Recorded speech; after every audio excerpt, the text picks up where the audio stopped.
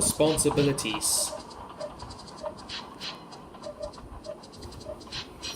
Percy was spending the night at the sheds at the big station before returning to his work on Thomas's branch line next day. Well, well, little Percy, said Gordon grandly. It's nice to have you with us for a change.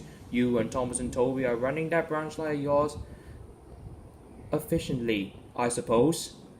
I think so, Gordon, replied Percy, though he wasn't quite sure what efficiently meant.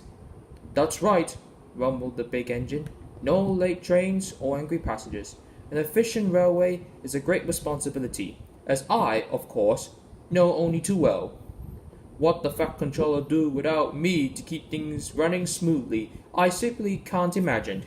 James and Henry do their best, Gordon went on, but someone has to keep a responsibility eye on things.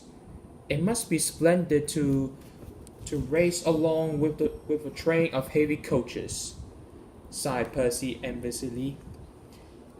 When you were ill that time, it took Thomas and Duck and me to move them, and even then the three of us couldn't go very fast. Never mind, said Gordon. You kept things running. That's what matters. It's a knack, I suppose.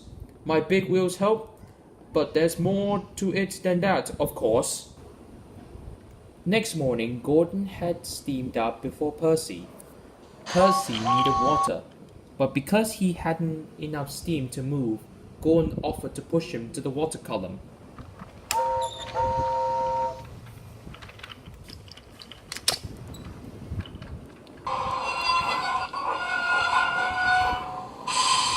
Thank you, Gordon, said Percy gracefully. That would be very kind. Not at all, replied Gordon grandly. It all helps the smooth running of the railway. Responsibilities, my dear Percy, responsibilities.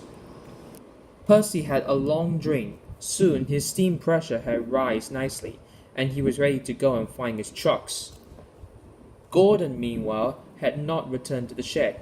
He dozed in the sunshine until it was his turn to take water. Percy moved away. Gordon tried to follow him, but found that he couldn't. Come on, Gordon, said his driver. We haven't got all day. Your train is due out in an hour. I can't move, Gordon groaned furiously. I got cramp. I can't move my pistons. Percy's driver came to see what was the matter. Jam rows, I reckon, said Gordon's driver. And while the fireman went to find an inspector,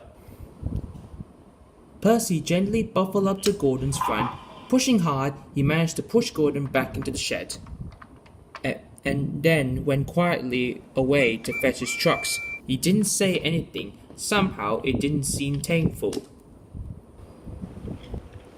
Later, when Percy met Thomas at the junction, he told him what had happened. Poor old Gordon, chuckled Thomas. But there, that's what it is to have responsibilities. And the two of them puffed off to run the branch line as successfully as they knew how.